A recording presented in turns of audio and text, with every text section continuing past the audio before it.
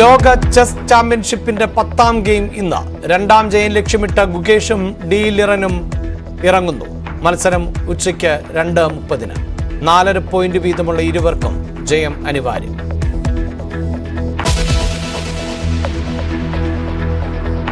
യാക്കോബായ സഭ പരമാധ്യക്ഷൻ ഇഗ്നാത്തിയോസ് അപ്രേം ദ്വിതീയൻ പാത്രിയാർക്കിസ് ബാവ കേരളത്തിൽ. നാളെ ചേരുന്ന സഭാ സുന്നഹദോസ് യോഗത്തിൽ പങ്കെടുക്കുന്ന പാത്രിയാർക്കിസ് ബാവ ബസേലിയോസ് തോമസ് പ്രഥമൻ ബാവയുടെ 40ാം ചരമദിന ചടങ്ങുകൾക്ക് നേതൃത്വം നൽകും.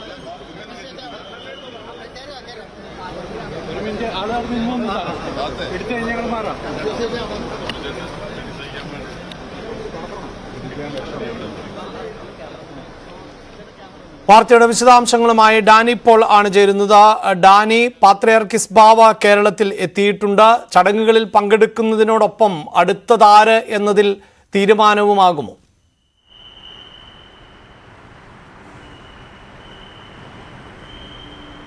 അഭിലാഷ, 10 ദിവസത്തെ സന്ദർശനത്തിനായാണ് അദ്ദേഹം എത്തിയിരിക്കുന്നത്. പ്രഥമമായ ഒരു പരിഗണന എന്ന് പറയുന്നത് നമുക്കറിയാം, കാതോലിക്ക ബസേലിയോസ് തോമസ് പ്രഥമൻ ബാവയുടെ 40ാം ചരമദിന ചടങ്ങുകളിലടക്കം പങ്കെടുക്കുക എന്നത് തന്നെയാണ്. ഇന്ന് പാത്രിയാർക്കീസ് സെൻറ്ററിലേക്ക്, പുത്തൻകുരിശിലേക്ക് പോകുന്ന അദ്ദേഹം അവിടെ ബാവയുടെ കബറിടത്തിൽ പങ്കെടുത്ത് പ്രാർത്ഥിക്കും. തുടർന്ന് നാളെയും പ്രാർത്ഥനാ ചടങ്ങുകൾ നടക്കും. നാളെയാണ് സിനഡൽ, യാക്കോബായ സഭ സിനഡൽ നടക്കുക. അതിൽ പങ്കെടുക്കും. തുടർന്ന് തിങ്കളാഴ്ച ഓർമ്മ ദിനമായ അന്ന് പ്രത്യേക പ്രാർത്ഥനാ ചടങ്ങുകളും അതോടൊപ്പം തന്നെ അനുസ്മരണ സമ്മേളനവും നടക്കും. ഇതിനുശേഷം അദ്ദേഹം 17ാം തീയതി വരെ ഇവിടെ തുടരുകയും ചെയ്യും. പക്ഷേ ഇതിനിടയിൽ കാര്യമായ മറ്റു പരിപാടികളൊന്നും തന്നെയും അദ്ദേഹം ചാർട്ട് ചെയ്തിട്ടില്ല. ഏറ്റവും പ്രധാനം സിനഡിൽ പങ്കെടുക്കുക എന്നത് തന്നെയാണ്. അതിൽ നേരത്തെ അഭിലാഷ് സൂചിപ്പിച്ചതുപോലെ ഇതിൽ അടുത്തത് ആര് എന്നത് സംബന്ധിച്ച് യാക്കോബായ സഭയെ സംബന്ധിച്ച് വ്യക്തമായ ഒരു കാര്യങ്ങളുമെല്ലാമായിട്ടുണ്ട്. അത്തരത്തിൻ്റെ ഒരു ഔദ്യോഗികമായ ഒരു പ്രഖ്യാപനം ഇതിൽ ഉണ്ടാകും. അദ്ദേഹത്തിൻ്റെ സന്ദർശനത്തോടനുബന്ധിച്ച് ഉണ്ടാകുമോ, അത്തരം ചടങ്ങുകൾ നടക്കുമോ എന്നതാണ്. എന്തായാലും അത് സിനഡിൽ നടക്കുന്ന ദിവസമായിരിക്കും അതിൻ്റെ ഒരു ഔദ്യോഗികമായ ഒരു പ്രഖ്യാപനം നടക്കുക. അധ്യക്ഷനെ വാഴിക്കുന്നതടക്കമുള്ള കാര്യങ്ങളിൽ ഒരു തീരുമാനമുണ്ടാകുമോ എന്നതടക്കമുള്ള കാര്യങ്ങൾ നാളെ നടക്കുന്ന സിനഡിൽ ഒരുപക്ഷെ ഔദ്യോഗികമായ ഒരു പ്രഖ്യാപനവും കാര്യങ്ങളുമെല്ലാം തന്നെ ഉണ്ടാകും.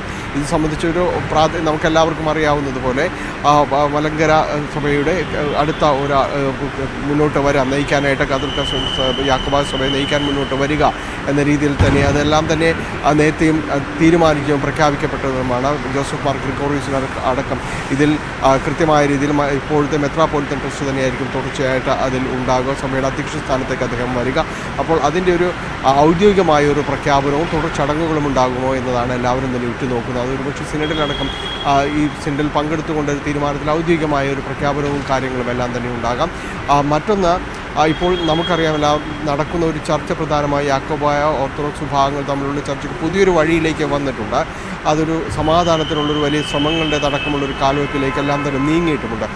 അത്തരം ഒരു നിർണായകമായ വളരെ പ്രധാനപ്പെട്ട ഒരു ചർച്ചകളുടെ വഴി തുറന്നെടുക്കുന്ന ഒരു സമയത്ത് തന്നെയാണ് ബാവ ഇവിടേക്ക് എത്തുന്നത് എന്നതാണ്. അപ്പോൾ അത്തരം കാര്യങ്ങൾ സംബന്ധിച്ച് ഏതെങ്കിലും രീതിയിലൊരു ചർച്ചയും ആ സിനഡിൽ നമുക്ക് പ്രതീക്ഷിക്കാവുന്നതാണ്. ഔദ്യോഗികമായി സംബന്ധിച്ച് ഇതുവരെയും യാതൊരു അറിയിപ്പോ കാര്യങ്ങളോ വന്നിട്ടില്ല. പക്ഷേ അത്തരം കാര്യങ്ങൾക്ക് കൂടി വളരെയധികം സാധ്യത അവശേഷിക്കുന്നുണ്ട്.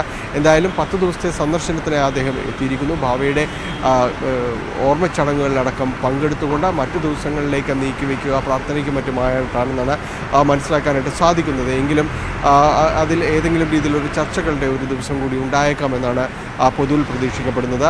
സംസ്ഥാന സർക്കാരിൻ്റെ അതിഥിയായിട്ടാണ് അദ്ദേഹം എത്തിയിരിക്കുന്നത്. അല്പസമയം മുൻപാണ് നെടുമ്പാശ്ശേരി വിമാനത്താവളത്തിൽ അദ്ദേഹം എത്തുന്നത്. ഇവിടെ ജനപ്രതിനിധികളടക്കം അദ്ദേഹത്തെ സ്വീകരിക്കാൻ വേണ്ടി എത്തിയിരുന്നു. നിരവധിയായ വിശ്വാസികളും ഇവിടേക്ക് വന്നിരുന്നു. ഇപ്പോൾ പുത്തൻകുരിശിലേക്കുള്ള യാത്രാമധ്യയാണ് അദ്ദേഹം. അഭിലാഷ്, വാർത്തയുടെ വിശദാംശങ്ങൾ ആണ് ഡാനി പോൾ നൽകിയത്. അതേസമയം ഭാരത സഭയ്ക്ക് ഇന്ന് ചരിത്ര ദിനം.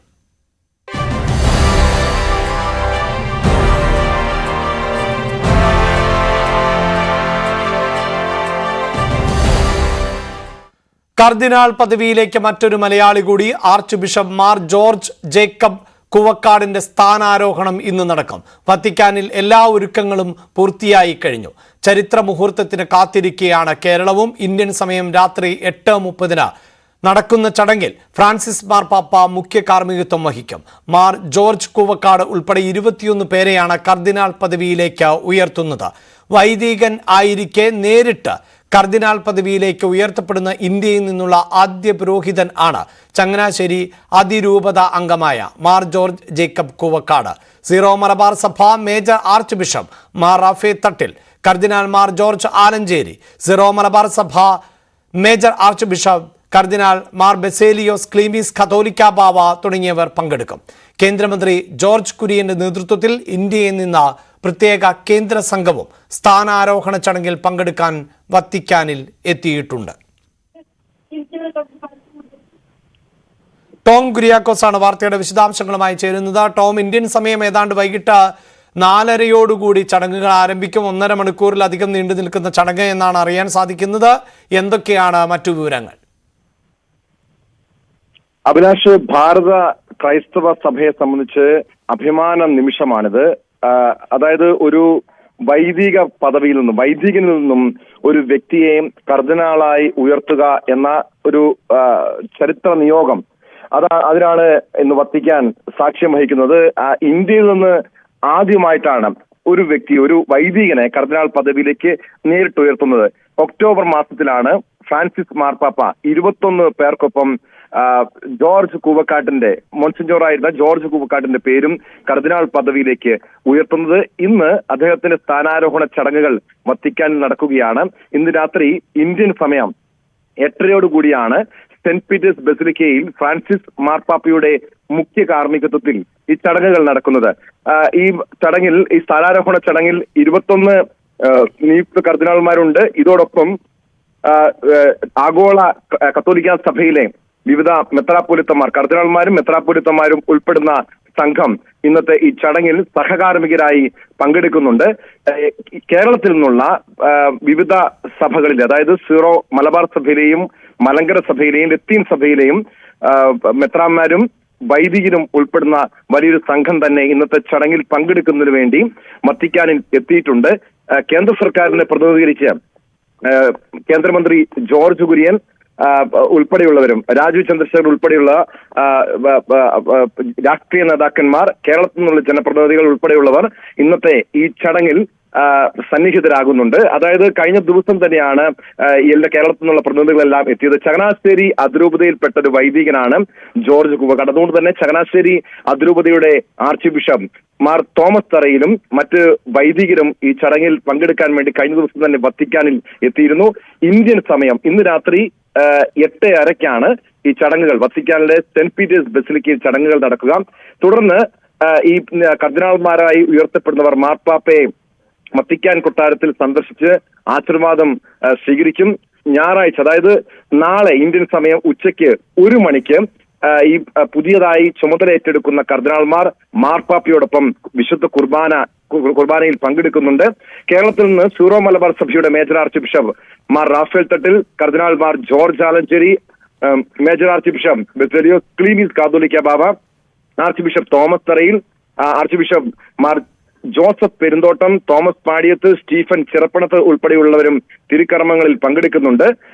ഞാൻ നേരത്തെ സൂചിപ്പിച്ചതുപോലെ ഇന്ത്യയെ പ്രതിനിധീകരിച്ച് കേന്ദ്രമന്ത്രി ജോർജ് കുര്യനുണ്ട്, മുൻ കേന്ദ്രമന്ത്രി രാജീവ് ചന്ദ്രശേഖരൻ, കൊടിക്കുന്നിൽ സുരേഷ് MP, BJPയുടെ പ്രതിനിധികളായി അനിൽ ആന്റണി, അനൂപ് ആന്റണി ജോൺ ഉൾപ്പെടെയുള്ളവരും ഇന്നത്തെ ഈ ചടങ്ങില് പങ്കെടുക്കാൻ നേരത്തെ തന്നെ എത്തിയിരുന്നു. ഫ്രാൻസിസ് മാർപ്പാപ്പയുടെ വിദേശ അപ്പസ്തോലിക യാത്രകളുടെ സംഘാടകനായിരുന്നു മോൺസിഞ്ഞോർ ജോർജ് കൂവക്കാട്. അങ്ങനെയാണ് അദ്ദേഹം മാർപ്പാപ്പയുമായി വലിയൊരു അടുപ്പം, വലിയ വ്യക്തിബന്ധം സ്ഥാപിക്കുന്നത്. മാത്രമല്ല അദ്ദേഹത്തിന്റെ ആ ഒരു നയതന്ത്ര ബന്ധം, ആത്മീയ ജീവിതം, ഭരണതലത്തിൽ അദ്ദേഹത്തിന്റെ മികവ്, ഇതൊക്കെയാണ് ഇദ്ദേഹം വലിയൊരു പദവിയിലേക്ക്, അതായത് മാർപ്പാപ്പ കഴിഞ്ഞാൽ ആഗോള കത്തോലിക്ക സഭയിലെ ഏറ്റവും ഉന്നതമായ പദവിയാണ് കർദിനാൾ പദവി. അതായത് സഭയിലെ രാജകുമാരൻ എന്നാണ് ഈ പദവിയെ തന്നെ വിശേഷിപ്പിക്കപ്പെടുന്നത്. അത്രയും ഉന്നതമായ, അതായത് ഒരു മാർപ്പാപ്പയെ തെരഞ്ഞെടുക്കുന്നത് ഈ കർദിനാൾമാർ വോട്ട് ചെയ്താണ് ഈ മാർപ്പാപ്പയെ തെരഞ്ഞെടുക്കുന്നത്. ആ മാർപ്പാപ്പയെ തെരഞ്ഞെടുക്കാനുള്ള അധികാരത്തിലേക്ക് കർദിനാൾ, അതായത് നിയുക്ത കർദിനാൾ മാർ ജോർജ് കൂവക്കാടും അതിനുള്ള നിയോഗം ലഭിക്കുന്നു എന്നുള്ളത് ഭാരത സഭയെ സംബന്ധിച്ച് വലിയൊരു ചരിത്ര നേട്ടം തന്നെയാണ്. കാരണം നിലവിൽ കേരളത്തിൽ നിന്നും 2 കർദിനാൾമാരുണ്ട്. ഞാൻ നേരത്തെ സൂചിപ്പിച്ചതുപോലെ കർദിനാൾ മാർ ജോർജ് ആലഞ്ചേരി, കർദിനാൾ ബസേലിയോസ് ക്ലീമീസ് കാതോലിക്ക ബാവ, ഇവർക്കൊപ്പമാണ് 51-കാരനായ മാർ ജോർജ് കുവക്കാടും കർദിനാൾ പദവിയിലേക്ക് വരുന്നത്. അതായത് ചെറിയ പ്രായത്തിൽ 51 വയസ്സെന്ന് പറയുമ്പോൾ സഭയുടെ ഒരു ഇത് കണക്കാക്കി കഴിഞ്ഞാൽ 51 വയസ്സിൽ ഈ ഒരു പദവിയിലേക്ക് എത്തുന്നത് അത്യപൂർവമായിട്ടുള്ള കാര്യം തന്നെയാണ്. അതും നേരത്തെ സൂചിപ്പിച്ചതുപോലെ ഒരു വൈദികരിൽ നിന്നും നേരിട്ട് കർദിനാൾ പദവിയിലേക്ക് ഉയർത്തപ്പെടുക എന്ന് പറയുമ്പോൾ ഒരു ചരിത്ര നിയോഗം തന്നെയാണ്. ഈ അദ്ദേഹത്തെ സംബന്ധിച്ച് വിവിധ ചുമതലകൾ വത്തിക്കാനിൽ അദ്ദേഹം വഹിച്ചിരുന്നു. കഴിഞ്ഞ 1.5 പതിറ്റാണ്ടിലധികമായി വത്തിക്കാനിൽ സേവനമനുഷ്ഠിക്കുന്ന ഒരു വൈദികനാണ്. ചങ്ങനാശ്ശേരി അതിരൂപത അംഗമായിരുന്നു. ഇപ്പോൾ 2021 മുതലുള്ള കാലയളവിലാണ് ഫ്രാൻസിസ് മാർപ്പാപ്പയുടെ വിദേശ അപ്പസ്തോലിക യാത്രകളുടെ മുഖ്യ ചുമതല അദ്ദേഹത്തിന് വരുന്നത്. അങ്ങനെ അൾജീരിയ, കൊറിയ, ഇറാൻ, കോസ്റ്ററിക്ക എന്നിവിടങ്ങളിലെ പ്രതിനിധി കേന്ദ്രങ്ങളിൽ വിവിധ തസ്തികകളിൽ അദ്ദേഹം സേവനമനുഷ്ഠിച്ചിട്ടുണ്ട്. വത്തിക്കാന്റെ പ്രതിനിധിയായി അദ്ദേഹം ഈ വിവിധ രാജ്യങ്ങളിൽ സേവനമനുഷ്ഠിച്ചിട്ടുണ്ട്. 1973 അദ്ദേഹം ഈ ചങ്ങനാശ്ശേരി അതിരൂപതയിലെ ചെത്തിപ്പുഴ ഇടവകയിൽപ്പെട്ട പ്രദേശത്ത് അദ്ദേഹം ജനിക്കുന്നത്. ഒരു സാധാരണ മെത്രാന്മാരാണ് ഈ കർദിനാൾ കത്തോലിക്ക സഭയിലെ ഈ കർദിനാൾ പദവിയിലേക്ക് ഉയർത്തപ്പെടുക. പക്ഷേ ഇദ്ദേഹത്തെ സംബന്ധിച്ച് മോൺസിഞ്ഞോർ ആയിരുന്ന ജോർജ് കുവക്കാട് പിന്നീട് ഈ കർദിനാൾ പദവിയിലേക്ക് വരുന്നു. അത് ഇന്ത്യൻ സഭ, ഭാരത സഭയെ സംബന്ധിച്ച് അപൂർവമായിട്ടുള്ള, അതായത് ആദ്യമായിട്ടാണ് ഇത്തരം ഒരു ചരിത്ര നിയോഗം അദ്ദേഹത്തിന് ലഭിക്കുന്നത്. ഞാൻ നേരത്തെ സൂചിപ്പിച്ചതുപോലെ 21 പേരെയാണ് ഇന്ന് ഫ്രാൻസിസ് മാർപ്പാപ്പ ഈ കർദിനാൾ പദവിയിലേക്ക് ഉയർത്തുന്നത്. യെസ്, എന്തായാലും വൈകിട്ട് 4 മണിക്ക് ശേഷം ഇന്ത്യൻ സമയം ഏതാണ്ട് 4:30 കൂടിയാണ് ചടങ്ങുകൾ ആരംഭിക്കുക. പ്രേക്ഷകരെ സംബന്ധിച്ചും അതോടൊപ്പം തന്നെ ക്രൈസ്തവ സമൂഹത്തെ സംബന്ധിച്ചുമൊക്കെ അങ്ങനെ ഒരു കാത്തിരിപ്പിൻ്റെ മുഹൂർത്തം കൂടിയാണ്. ദേവാലയങ്ങളിൽ പ്രത്യേക പ്രാർത്ഥനാ ചടങ്ങുകളൊക്കെ നടക്കുന്നുമുണ്ട് സ്ഥാനാരോഹണത്തെ തുടർന്ന്.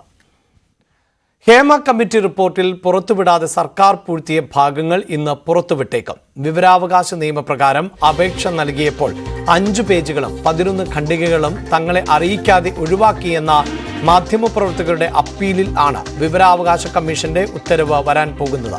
വിവരാവകാശ commissioner doctor A Abdul Hakeem ആണ് അപ്പീൽ പരിഗണിച്ചത്. വി അരുൺ ഉണ്ട് വാർത്തയുടെ വിശദാംശങ്ങളുമായി. അരുൺ, ഈ ഭാഗങ്ങൾ പുറത്തുവിടാൻ ആവശ്യപ്പെടുമെന്ന് തന്നെയാണല്ലോ പ്രതീക്ഷിക്കേണ്ടത്. നേരത്തെ ഏറ്റവും ഗൗരവമേറിയ വെളിപ്പെടുത്തലുകളോ പേരുകളോ ഒക്കെ ഉള്ള ഭാഗം എന്നാണല്ലോ പൊതുവെ പ്രതീക്ഷിക്കുന്നത്. അഭിലാഷ, ഈ 5 പേജുകൾ 11 ഖണ്ഡികകൾ തങ്ങൾ അറിയാതെ ഒഴിവാക്കി, തങ്ങളോട് അറിയിക്കാതെ ഒഴിവാക്കി എന്നാണ് ഈ ഹേമ കമ്മിറ്റി റിപ്പോർട്ട് ആവശ്യപ്പെട്ട് സാംസ്കാരിക വകുപ്പിൽ വിവരാവകാശ അപേക്ഷ നൽകിയ മാധ്യമപ്രവർത്തകരുടെ അപ്പീലിൽ പറയുന്നത്. ഈ അപ്പീൽ ലഭിച്ചതോടെ ഹേമ കമ്മിറ്റി റിപ്പോർട്ട് പരിശോധനയ്ക്കായി വീണ്ടും ഹാജരാക്കാൻ സാംസ്കാരിക വകുപ്പിനോട് വിവരാവകാശ commissioner doctor A Abdul Hakeem ഈ ഉത്തരവിട്ടിരുന്നു. അതിന്റെ അടിസ്ഥാനത്തിൽ അദാലത്ത് നടത്തി. ഒക്ടോബർ 30 അദാലത്ത് നടത്തി. ആ ഹിയറിംഗിലാണ് 97 മുതൽ 107 വരെയുള്ള ഖണ്ഡികകൾ 49 മുതൽ 53 പേജുകൾ ഒഴിവാക്കിയെന്ന കാര്യത്തിൽ കൂടുതൽ പരിശോധനകൾക്ക് തീരുമാനമായത്. ഉദ്യോഗസ്ഥരുടെ ഭാഗത്തുനിന്ന് വീഴ്ചയാണ് എന്നാണ് ഹിയറിംഗിൽ സാംസ്കാരിക വകുപ്പിലെ വിവരാവകാശ കമ്മിറ്റി ഉദ്യോഗസ്ഥർ വ്യക്തമാക്കിയത്. അതുകൊണ്ട് തന്നെ അത് എന്താണ് ഇതിൽ പുറത്തുവിടണമോ എന്ന് വേണ്ട എന്ന കാര്യത്തിൽ വിവരാവകാശ കമ്മീഷന്റെ ഉത്തരവാണ് ഇന്ന് വരാൻ പോകുന്നത്. ഈ സർക്കാർ പറയുന്നത് ഇതൊരു ക്ലറിക്കൽ പിഴവ് മാത്രമായിരുന്നു, ഇത്രയധികം പേജുകൾ ഒഴിവാക്കിയിട്ടില്ല, അതൊരു ക്ലറിക്കൽ മിസ്റ്റേക്ക് മാത്രമാണ്. പക്ഷേ സർക്കാർ താല്പര്യപ്പെടുന്നത് പോലെ ഈ സ്വകാര്യത ഹരിക്കുന്ന ഈ ഇരകളുടെ ഈ പരാതിയിൽ പറഞ്ഞിട്ടുള്ള നടിമാരുടെ സ്വകാര്യത ഹരിക്കുന്ന കാര്യങ്ങൾ പരിഗണിക്കുന്ന റിപ്പോർട്ടിൽ അത്തരം കാര്യങ്ങൾ പുറത്തുവിടാനാകില്ല. അത് സർക്കാരും വ്യക്തമാക്കിയിട്ടുണ്ട്. അതുകൊണ്ട് തന്നെ ആ കാര്യങ്ങൾ ഒഴികെയുള്ളവ പുറത്തുവിടുന്നതിൽ വിവരാവകാശ കമ്മീഷൻ ഒരു ഉത്തരവ് നൽകുമെന്നാണ് പ്രതീക്ഷിക്കുന്നത്. ഇന്ന് ഈ റിപ്പോർട്ട് വിശദാംശങ്ങൾ പുറത്തുവരാനിടയില്ല. പിന്നീട് സർക്കാർ തീരുമാനിക്കണം. ഒരുപക്ഷെ കോടതിയുടെ കൂടി അനുമതി വേണ്ടിവരും. അതുകൊണ്ട് തന്നെ ഇത് പുറത്ത് വിടണമെന്ന് ആവശ്യപ്പെട്ടുകൊണ്ടുള്ള വിവരാവകാശ കമ്മീഷൻ ഉത്തരവാണ് ഇന്ന് പ്രതീക്ഷിക്കുന്നത്. വിശദാംശങ്ങളാണ് വി അരുൺ നൽകിയത്. തിരുവനന്തപുരം പാലോട് നവവധുവിന്റെ മരണത്തിൽ ഭർത്താവ് അഭിജിത്തിനെ പോലീസ് ചോദ്യം ചെയ്യുന്നു. ഇന്നലെ ഉച്ചയ്ക്കാണ് അഭിജിത്തിന്റെ വീട്ടിലെ കിടപ്പുമുറിയിൽ ജനലിൽ ഇന്ദുജയെ തൂങ്ങിയ നിലയിൽ കണ്ടെത്തിയത്. 3 മാസം മുമ്പായിരുന്നു ഇരുവരുടെയും വിവാഹം. അരുൺ മോഹൻ ആണ് വാർത്തയുടെ വിശദാംശങ്ങളുമായി ചേരുന്നത്. അരുൺ, നേരത്തെ ഈ പെൺകുട്ടിയുടെ കുടുംബത്തിന്റെ അനുമതിയോടുകൂടിയല്ല ഈ വിവാഹം നടന്നത് എന്ന് റിപ്പോർട്ടുകൾ ഉണ്ടായിരുന്നു. ഇപ്പോൾ ഈ മരണത്തിൽ കുടുംബം ദുരൂഹത ആരോപിക്കുന്നുമുണ്ടല്ലോ. ഏത് തരത്തിലാണ് അന്വേഷണം പുരോഗമിക്കുന്നത്? ഇന്നലെ ഉച്ചയോടുകൂടിയായിരുന്നു പെൺകുട്ടിയെ ഈ പറയുന്ന വീട്ടിലെ ഭർത്തൃ വീട്ടിലെ കിടപ്പുമുറിയിൽ മരിച്ച നിലയിൽ കണ്ടെത്തിയത്. സൂചിപ്പിച്ചതുപോലെ 3 മാസം മുമ്പായിരുന്നു ഈ ഇവരുടെ വിവാഹം നടന്നത്. ഇരു സമുദായത്തിലുള്ള കുട്ടികളായിരുന്നു ഇവർ രണ്ടുപേരും. വീട്ടുകാരുടെ എതിർപ്പിനെ തുടർന്നായിരുന്നു വിവാഹം നടന്നത്. തുടർന്ന് ഇവരുടെ ജീവിതത്തിനിടയിൽ ചില സ്വരച്ചേർച്ചകൾ ഉണ്ടായിരുന്നതായി പറയുന്നു നാട്ടുകാർ. എന്തായാലും ഇന്നലെ ഇയാൾ വീട്ടിന് മരിച്ച നിലയിൽ കണ്ടെത്തിയതിനെ തുടർന്ന് ബന്ധുക്കൾ, അതുവരെ ഈ പെൺകുട്ടിയുടെ ബന്ധുക്കൾ സഹകരിച്ചിരുന്നില്ലായിരുന്നു. മരണ വിവരം അറിഞ്ഞതിനെ തുടർന്ന് രംഗത്തെത്തിയിട്ടുണ്ട്. ഇപ്പോൾ ഡിവൈഎസ്പിക്ക്, നെടുമങ്ങാട് ഡിവൈഎസ്പിക്ക് ഉൾപ്പെടെ ഒരു പരാതി നൽകിയതിനെ തുടർന്നാണ് ഇപ്പോൾ കേസ് ഭർത്തൃ വീട്ടിൽ ഉണ്ടായ മരണത്തിൽ ദുരൂഹതയുണ്ട് എന്ന് ആരോപിച്ച് രംഗത്ത് വന്നിട്ടുണ്ട്. എന്തായാലും പോലീസ് അന്വേഷണം ആരംഭിച്ചിട്ടുണ്ട്. തഹസിൽദാർ ഉൾപ്പെടെ എത്തി ഇൻക്വസ്റ്റ് നടപടികൾ പൂർത്തിയായതിനു ശേഷം മാത്രമേ മറ്റ് നടപടികൾ മുന്നോട്ട് പോകുള്ളൂ എന്ന് പോലീസ് പറഞ്ഞിട്ടുണ്ട്. അഭിലാഷ്, ഭർത്താവ് പുറത്തുനിന്ന് എത്തിയപ്പോൾ ഇങ്ങനെ തൂങ്ങി മരിച്ച നിലയിൽ കണ്ടെത്തുകയായിരുന്നു എന്നുള്ളതാണ് കഴിഞ്ഞ ദിവസം പുറത്തു വന്നിട്ടുള്ള റിപ്പോർട്ടുകൾ. അതോടൊപ്പം വീട്ടിൽ മുത്തശ്ശി മാത്രമാണ് ഉണ്ടായിരുന്നത് എന്ന തരത്തിലൊക്കെയുള്ള റിപ്പോർട്ടുകൾ പുറത്തു വരുമ്പോൾ മരണത്തിൽ ദുരൂഹതയുണ്ട്. ഭർത്താവിനെ ചോദ്യം ചെയ്യുകയാണ്. ഇടവേള.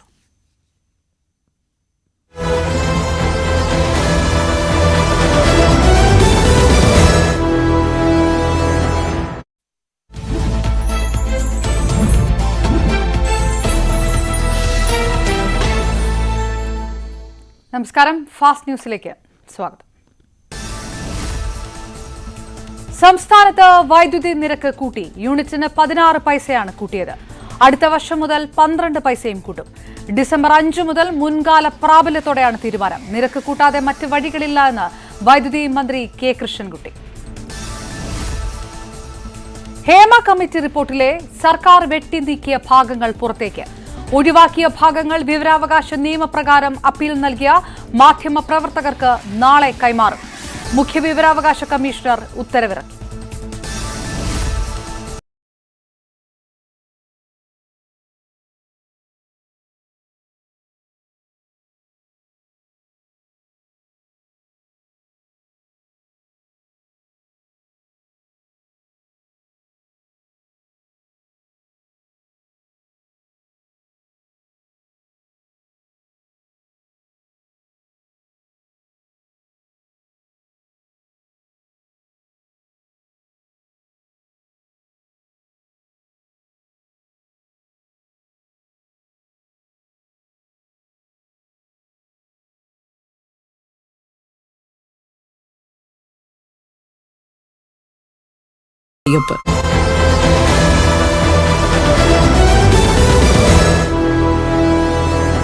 ഇപ്പോൾ രമേശ് ചെന്നിത്തല മാധ്യമങ്ങളെ കാണുകയാണ്. തത്സമയ ദൃശ്യങ്ങളിലേക്ക്.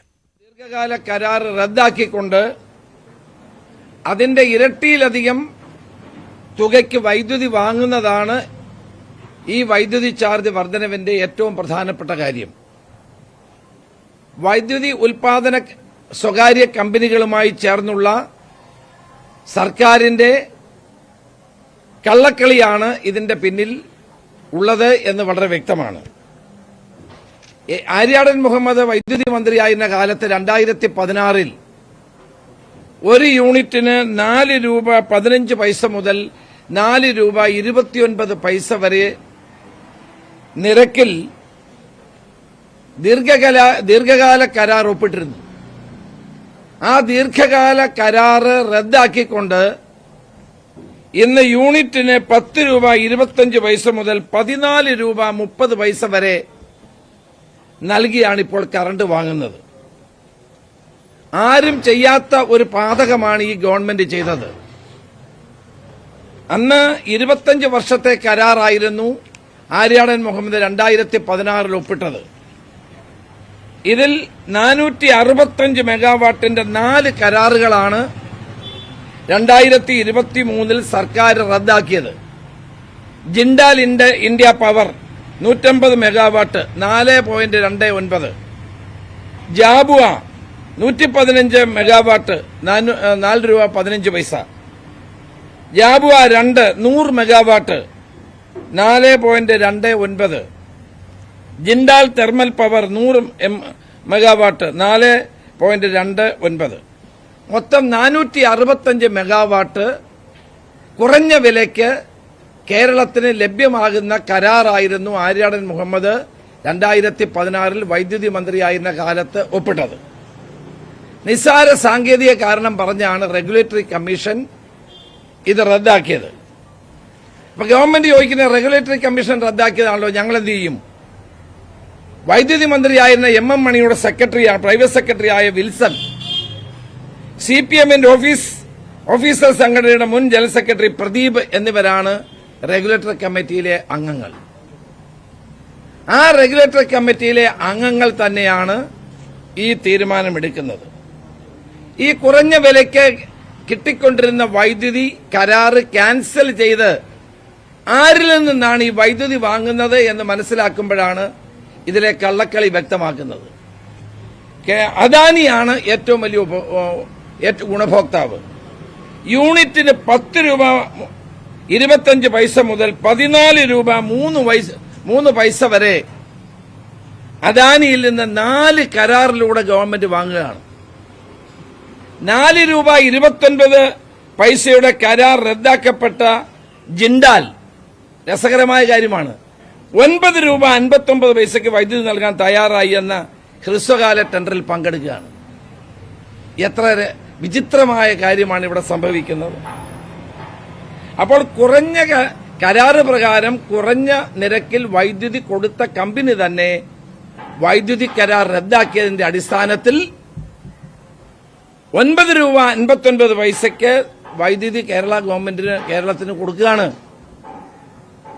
ഇത് ഈ പിണറായി ഗവൺമെന്റ് കാലത്ത് മാത്രമേ ഇത്രയും വലിയൊരു അഴിമതി നടക്കുകയുള്ളൂ. അതായത് കേരളത്തിന്റെ പവർ പർച്ചേസ് ചിത്രത്തിൽ അദാനിയെ കൊണ്ടുവരാൻ വേണ്ടിയുള്ള നടപടിയാണ് ഈ ഗവൺമെന്റ് സ്വീകരിച്ചത്. UDF ഗവൺമെന്റ് കാലത്ത് വില കുറഞ്ഞ വിലയ്ക്കുള്ള കരാറുകൾ റദ്ദാക്കി എങ്കിൽ മാത്രമേ അദാനിക്ക് ചിത്രത്തിലേക്ക് കടന്നു വരാൻ കഴിയൂ. അപ്പൊ കേരളത്തിന്റെ പവർ പർച്ചേസ് ചിത്രത്തിൽ അദാനിക്ക് കടന്നു വരാൻ വേണ്ടിയാണ് 2016 ആര്യാടൻ മുഹമ്മദിന്റെ കാലത്ത് ഉണ്ടാക്കിയ ദീർഘകാല കരാർ ഇവർ റദ്ദാക്കിയത്. 2040 വരെ കേരളത്തിലെ ജനങ്ങൾക്ക് കുറഞ്ഞ നിരക്കിൽ വൈദ്യുതി കിട്ടുമായിരുന്നൊരു സംഭവമാണ് ഇവർ അട്ടിമറിച്ചത്. ഇപ്പോൾ അത് മാത്രമല്ല, ഇത് റെഗുലേറ്ററി കമ്മീഷൻ സംസ്ഥാനത്തിന്റെയും ജനങ്ങളുടെയും വിശാല താൽപര്യങ്ങൾക്ക് വിരുദ്ധമായിട്ടാണ് പ്രവർത്തിച്ചത്. ഇതിന്റെ പിന്നിൽ CPM ആണ്, ഇതിന്റെ പിന്നിൽ ഇടതുമുന്നണി ഗവൺമെന്റാണ്. ഇന്ന് വൈദ്യുതി ബോർഡിന് പഴയ കരാറ് കൊണ്ട് 800 കോടി രൂപയുടെ ലാഭം ഉണ്ടാകുമായിരുന്നു.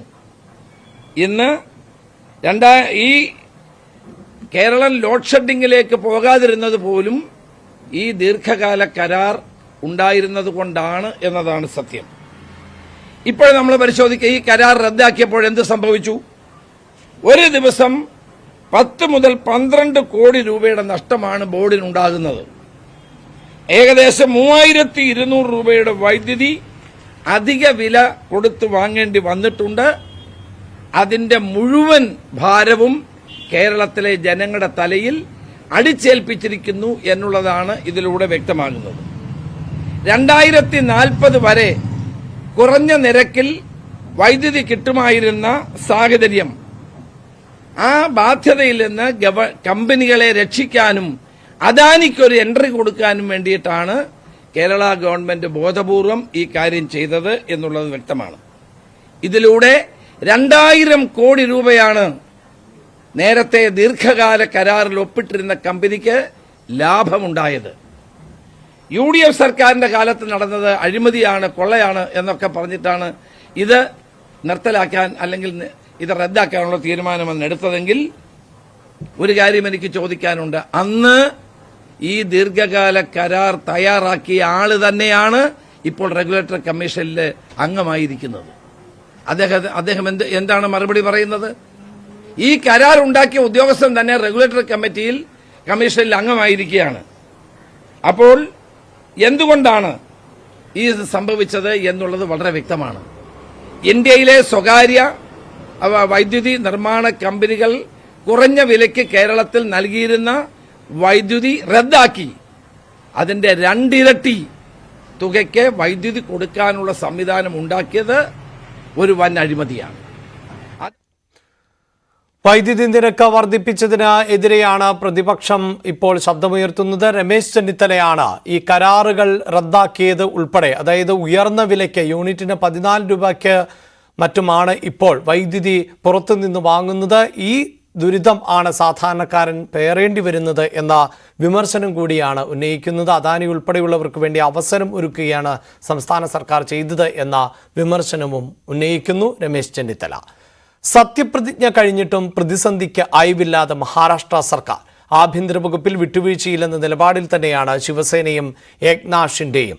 ഉപമുഖ്യമന്ത്രിയായി സത്യപ്രതിജ്ഞ ചെയ്ത് മറ്റാവശ്യങ്ങൾ ചർച്ച ചെയ്യാമെന്ന ഉറപ്പ് പ്രധാനമന്ത്രിയിൽ നിന്നും ആഭ്യന്തരമന്ത്രി അമിത്ഷായിൽ നിന്നും കിട്ടിയിട്ടുണ്ട് എന്ന നിലപാടിൽ ആണ് ശിവസേന. എന്നാൽ ആഭ്യന്തര വകുപ്പ് നൽകാനാവില്ല എന്ന നിലപാടിൽ ഉറച്ചു നിൽക്കുകയാണ് മഹാരാഷ്ട്ര BJPയും മുഖ്യമന്ത്രി ദേവേന്ദ്ര ഫട്നാവിസും. ഇന്നത്തോടെ വകുപ്പ് വിഭജന ചർച്ചകൾ പൂർത്തിയാകും എന്നാണ് നേരത്തെ പറഞ്ഞിരുന്നത്. തിങ്കളാഴ്ചയോടെ വകുപ്പ് വിഭജനം പൂർത്തിയാക്കാനാണ് ഇപ്പോഴത്തെ ശ്രമം. വിവരങ്ങളുമായി നാഷണൽ ഡെസ്കിൽ നിന്ന് കിരൺ ബാബു ആണ് ചേരുന്നത്. കിരൺ, ആഭ്യന്തര വകുപ്പ് എന്നതാണ് ഷിൻഡെ വിഭാഗത്തിന്റെ ആവശ്യം. റൂറൽ ഡെവലപ്മെന്റ് പോലെയുള്ള വകുപ്പുകൾ നൽകി ഷിൻഡെ പക്ഷത്തെ അനുനയിപ്പിക്കാനുള്ള നീക്കം നടക്കുന്നു എന്നാണല്ലോ അറിയുന്നത്. എന്താണ് മറ്റു വിവരങ്ങൾ? അഭിലാഷ്, മഹാരാഷ്ട്രയിലെ വകുപ്പ് പ്രതിസന്ധി ഇപ്പോഴും അതേപടി തന്നെ തുടരുകയാണ്. കഴിഞ്ഞ വ്യാഴാഴ്ച ഈ സത്യപ്രതിജ്ഞാ ചടങ്ങ് നടക്കുമ്പോൾ 2 ദിവസത്തിനുള്ളിൽ വകുപ്പ് വിഭജനം പൂർത്തിയാവും. ഫട്നാവിസും ഏക്നാഥ് ഷിൻഡെയും അജിത് പവാറും കൂടി ചർച്ച നടത്തി വകുപ്പ് വിഭജനം പൂർത്തിയാക്കുമെന്നതായിരുന്നു ധാരണ. പക്ഷേ ഇപ്പോഴും അങ്ങനെ ആ വകുപ്പ് വിഭജനം പൂർണ്ണമായിട്ടില്ല. ആഭ്യന്തര വകുപ്പിൽ വേണം എന്നുള്ള നിലപാടിൽ തന്നെ ഉറച്ചു നിൽക്കുകയാണ് ശിവസേനയും ഏക്നാഥ് ഷിൻഡെയും. ഒരു കാരണവശാലും അങ്ങനെ ആഭ്യന്തര വകുപ്പ് വിട്ടുകൊടുക്കില്ല എന്നുള്ള ഉറച്ച നിലപാടിൽ തന്നെയാണ് BJP നിൽക്കുന്നത്. പ്രധാന തടസ്സമായി നിൽക്കുന്നത് ഇത് ഈ ഒറ്റ വിഷയമാണ്. ആഭ്യന്തരം ആർക്കാണ്, BJPക്കാണോ ശിവസേനയ്ക്കാണോ എന്ന തർക്കത്തിൽ തന്നെ നിൽക്കുകയാണ്. ആഭ്യന്തരമില്ലാതെ വിട്ടുവീഴ്ചയ്ക്ക് തയ്യാറാവില്ല എന്ന് ഷിൻഡെയും അറിയിച്ചിട്ടുണ്ട്. കഴിഞ്ഞ ദിവസം ഉപമുഖ്യമന്ത്രി സ്ഥാനത്തേക്ക് സത്യപ്രതിജ്ഞ ചെയ്യാൻ ആദ്യം ഷിൻഡെ വിമുഖത പ്രകടിപ്പിച്ചിരുന്നു. അദ്ദേഹം പരസ്യമായി അത് പ്രകടിപ്പിച്ചില്ലെങ്കിലും അത്തരത്തിൽ ഒരു പരസ്യമായി ഞാൻ അത് ചെയ്യുകയാണ്, സത്യപ്രതിജ്ഞയ്ക്ക് പോകുന്നു എന്നുള്ള പ്രതികരണം ശിവസേനയുടെ ഭാഗത്തുനിന്നോ ഷിൻഡെയുടെ ഭാഗത്തുനിന്നോ ഉണ്ടായിരുന്നില്ല. സത്യപ്രതിജ്ഞാ ചടങ്ങിനെത്തിയ പ്രധാനമന്ത്രി നരേന്ദ്രമോദിയും അതോടൊപ്പം തന്നെ കേന്ദ്ര ആഭ്യന്തരമന്ത്രി അമിത്ഷായും ഷിൻഡെയ്ക്ക് ചില ഉറപ്പുകൾ നൽകിയെന്നാണ് ശിവസേനയിലെ ചില നേതാക്കൾ പറയുന്നത്. ഇപ്പോൾ സത്യപ്രതിജ്ഞ ചെയ്യൂ, ഉപമുഖ്യമന്ത്രിയാവൂ, നിങ്ങളുടെ വിഷയങ്ങൾ പരിശോധിച്ച് ചർച്ച ചെയ്ത് പരിഹരിക്കാം എന്നുള്ള ഒരു ഉറപ്പ് കിട്ടി. അതിൻ്റെ അടിസ്ഥാനത്തിലാണ് അന്ന് അങ്ങനെ സത്യപ്രതിജ്ഞയ്ക്ക് അദ്ദേഹം തയ്യാറായത് എന്നുള്ള സൂചനയാണ് ശിവസേന നേതാക്കൾ നൽകുന്നത്. അതുകൊണ്ട് തന്നെ ആഭ്യന്തരം ശിവസേനയ്ക്ക് തന്നെ ലഭിക്കുമെന്നും ശിവസേന നേതാക്കൾ ശുഭപ്രതീക്ഷ വെക്കുന്നുണ്ട്. എന്തായാലും ഇന്നലെയും ഇന്നും കാര്യമായ ചർച്ചകൾക്കുള്ള നീക്കങ്ങളൊന്നും ഇതുവരെയും ഉണ്ടായിട്ടില്ല. ഇനിയിപ്പോൾ തിങ്കളാഴ്ചയ്ക്കുള്ളിൽ ഈ ചർച്ച ചെയ്ത് പ്രശ്നം പരിഹരിക്കാം എന്നുള്ള നിലപാടിലേക്കാണ് BJPയും പതിയെ മാറിയിട്ടുള്ളത്. 2 ദിവസത്തിനുള്ള അത്തരം വിഷയങ്ങൾ ചർച്ച ചെയ്ത് തീരുമാനമെടുക്കേണ്ടി വരും. നേരത്തെ തന്നെ നഗരവികസനവും റവന്യൂവും അടക്കമുള്ള വകുപ്പുകൾ നൽകാൻ ഏറ്റവും പ്രധാനപ്പെട്ട വകുപ്പ് ആഭ്യന്തരം കഴിഞ്ഞാൽ പിന്നീട് ധനവകുപ്പ് ആ തുടക്കത്തിൽ തന്നെ BJPക്ക് പിന്തുണ പ്രഖ്യാപിച്ച, ഒരു വിലപേശലിനുമില്ല BJPക്ക് തന്നെയാണ് പിന്തുണ എന്ന് പ്രഖ്യാപിച്ച അജിത് പവാർ തുടക്കത്തിൽ തന്നെ ധനവകുപ്പ്, കഴിഞ്ഞ തവണ അദ്ദേഹത്തിന് ലഭിച്ച ധനവകുപ്പ് ഉറപ്പാക്കിയിരുന്നു. പിന്നീട് ലഭിക്കേണ്ട ഏറ്റവും പ്രധാനപ്പെട്ട വകുപ്പുകൾ നഗരവികസന വകുപ്പും റവന്യൂ വകുപ്പുമാണ്. ഈ 2 വകുപ്പുകളും ചിലപ്പോൾ ശിവസേനയ്ക്ക് നൽകാൻ തയ്യാറായേക്കും. അത്തരമൊരു നിർദ്ദേശം പക്ഷേ അംഗീകരിക്കാൻ ശിവസേന ഇപ്പോഴും തയ്യാറില്ല എന്നുള്ളതാണ്. ആഭ്യന്തരം തന്നെ വേണം എന്നുള്ള ഉറച്ച നിലപാടിലാണ് ശിവസേന നിൽക്കുന്നത്. ഇതിൽ ഒരു മുഖ്യ തടസ്സമായി നിൽക്കുന്നത് മഹാരാഷ്ട്ര പോലൊരു സ്ഥലത്ത് ആഭ്യന്തര വകുപ്പ് ഏറ്റവും നിർണായകമാണ്. ആഭ്യന്തര വകുപ്പിന്റെ ചുമതല ഷിൻഡെയ്ക്ക് തന്നെയാണെങ്കിൽ ഷിൻഡെ മുഖ്യമന്ത്രി ദേവേന്ദ്ര ഫട്നാവിസിനെ മറികടന്നുകൊണ്ട് അദ്ദേഹത്തിന് അധികാര കേന്ദ്രമായി മാറാനുള്ള സാധ്യത BJP മുന്നിൽ കാണുന്നുണ്ട്. പ്രാദേശിക തലത്തിലടക്കമുള്ള പ്രവർത്തനങ്ങൾ നിയന്ത്രിക്കാൻ കഴിയണമെങ്കിൽ ആഭ്യന്തര വകുപ്പ് മഹാരാഷ്ട്രയിൽ അത്യാവശ്യമാണ്. അതുകൊണ്ട് തന്നെയാണ് ഒരു കാരണവശാലും അതിൽ വിട്ടുവീഴ്ചയില്ല നിലപാട് BJP സ്വീകരിക്കും. ഇപ്പോൾ ഒരു ഡെഡ് ലോക്കിലാണ് യഥാർത്ഥത്തിൽ ഈ BJP ശിവസേന തർക്കം നിൽക്കുന്നത്. ഈ തർക്കം അങ്ങനെ പൂർണ്ണമായും ഷിൻഡെ പിണക്കിക്കൊണ്ട് മഹാരാഷ്ട്രയിൽ ഷിൻഡെ പിണങ്ങിപ്പോയാലോ ശിവസേന മാറിപ്പോയാലോ സർക്കാരിനൊന്നും സംഭവിക്കാനില്ല. പക്ഷേ തൊട്ടടുത്ത് തന്നെ ഇനി മുനിസിപ്പൽ തെരഞ്ഞെടുപ്പ് വരാനുണ്ട്. അതുകൊണ്ട് തന്നെ അതോടൊപ്പം തന്നെ കേന്ദ്രത്തിൽ NDA സർക്കാരിൻ്റെ ഭൂരിപക്ഷം വളരെ കുറവാണ്. ആ സാഹചര്യത്തിൽ അവിടെ ശിവസേനയുടെ പിന്തുണയും ഒക്കെ നിർണായകമാണ്. എങ്ങനെയും ഷിൻഡെ പിണക്കാതെ ഈ വിഷയം പരിഹരിക്കാം എന്നുള്ള ചർച്ചകളിലാണ് ഇപ്പോഴും മഹാരാഷ്ട്രയിലെ BJP. കിരൺ ബാബുവാണ് വാർത്തയുടെ വിശദാംശങ്ങൾ നൽകിയത്. നടൻ ദിലീപ് അടക്കം ചിലർക്ക് ശബരിമല ദർശനത്തിന് പ്രത്യേക സൗകര്യം ഒരുക്കിയതുമായി ബന്ധപ്പെട്ട വിഷയം ഹൈക്കോടതി ഇന്ന് വീണ്ടും പരിഗണിക്കും. പോലീസ് അകമ്പടിയോടെ എങ്ങനെയാണ് ദിലീപ് അടക്കമുള്ളവർ ദർശനത്തിന് എത്തിയത് എന്ന് വിശദീകരിക്കാൻ കോടതി ആവശ്യപ്പെട്ടിട്ടുണ്ട്. മണിക്കൂറുകൾ ക്യൂ നിന്ന് വരുന്ന ഭക്തരുടെ മുന്നിലാണ് VIP ദർശനം നടന്നത്. പ്രത്യേക ആനുകൂല്യം ആർക്കും നൽകരുത് എന്നും ഇത്തരം നടപടികൾ കോടതി അലക്ഷ്യമാണ് എന്നും justice Anil K Narendran, justice S Muralikrishna എന്നിവർ അടങ്ങുന്ന ഡിവിഷൻ ബെഞ്ച് വ്യക്തമാക്കിയിരുന്നു. സംഭവവുമായി ബന്ധപ്പെട്ട CCTV ദൃശ്യങ്ങളടക്കം ഇന്ന് ഹാജരാക്കാനാണ് നിർദ്ദേശം. ഡാനി പോൾ ഉണ്ട് വാർത്തയുടെ വിശദാംശങ്ങളുമായി. ഡാനി, കഴിഞ്ഞ ദിവസം തന്നെ കോടതിയുടെ ഭാഗത്ത് നിന്ന് പരാമർശങ്ങൾ, വിമർശനങ്ങൾ ഉണ്ടായിരുന്നു. അതിന്റെ തുടർച്ച ഇന്നും പ്രതീക്ഷിക്കാമോ?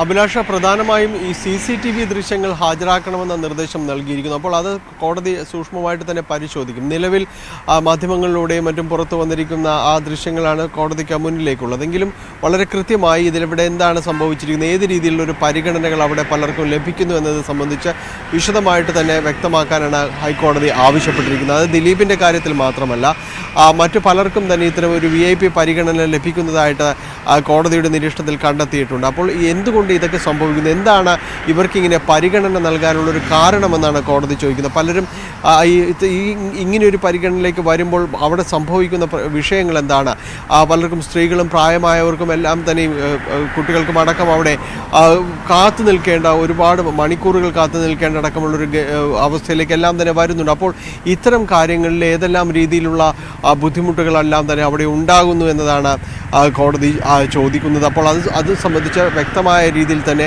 വിശദമാക്കാൻ കോടതി ആവശ്യപ്പെട്ടിട്ടുണ്ട്. ഇത് അനുവദിക്കാവുന്ന ഒരു കാര്യമല്ല എന്നാണ് കോടതി പറയുന്നത്. നേരത്തെയും ഇത്തരം വിഷയങ്ങളിൽ കോടതി ഇടപെട്ടിട്ടുണ്ട്, അത്തരം പരാമർശങ്ങൾ നടത്തിയിട്ടുണ്ട്. കാരണം ഇവിടെ തിരക്ക് അധികമാകുമ്പോഴുള്ള സമയങ്ങളിൽ ഇത്തരം പരിഗണന നൽകുന്നത് പലർക്കും തന്നെ ബുദ്ധിമുട്ടുണ്ടാക്കുന്ന കാര്യമാണ്. അതിൽ ഒടുവിലത്തെ ഒരു ഉദാഹരണമാണ് ഇപ്പോൾ ദിലീപിന് സംഭവിച്ചിരിക്കുന്നത്. അപ്പോൾ ദിലീപ് ആ നടയിൽ അവിടെ ഉണ്ടായിരുന്നു, ഹരിവരാസനം പാടി നടയടക്കുന്ന സമയത്തടക്കം അവിടെ തുടരുമ്പോൾ എന്തായിരുന്നു അതിന് മാത്രം ഒരു കാരണം, അതിന് മാത്രം പരിഗണന നൽകാനുള്ളൊരു വിഷയങ്ങൾ എന്തായിരുന്നു എന്ന് കോടതി ചോദിച്ചിട്ടുണ്ട്. ഇതിനോട് വിശദാംശങ്ങൾ വ്യക്തമാക്കാൻ ആവശ്യപ്പെടുകയും ചെയ്തു. ദിലീപിനെ ഈ കേസിൽ പ്രതിയാക്കുന്ന അടക്കം കോടതിക്ക് മടിയില്ല എന്ന് കോടതി സൂചിപ്പിക്കുകയും ചെയ്തു. അങ്ങനെ രൂക്ഷമായ ഭാഷയിലാണ് കോടതി ഇവിടെ നൽകുന്ന VIP പരിഗണന സംബന്ധിയായ കാര്യങ്ങളിൽ കോടതി നിരീക്ഷണം നടത്തിയത്. ഇന്ന് CCTV ദൃശ്യങ്ങളടക്കം ഹാജരാക്കുമ്പോൾ അത് പരിശോധിച്ചുകൊണ്ട് കോടതി കുറെ കൂടി കാര്യങ്ങൾ വിശദമാക്കുമെന്ന് തന്നെയാണ് പ്രതീക്ഷിക്കുന്നത്. അത് ഒരുപക്ഷെ രൂക്ഷമായ വിമർശനത്തിലേക്കും താക്കീതിലേക്കും എല്ലാം തന്നെ കടക്കാനുള്ള മുഴുവൻ സാധ്യതയും നിലനിൽക്കുന്നുണ്ട്.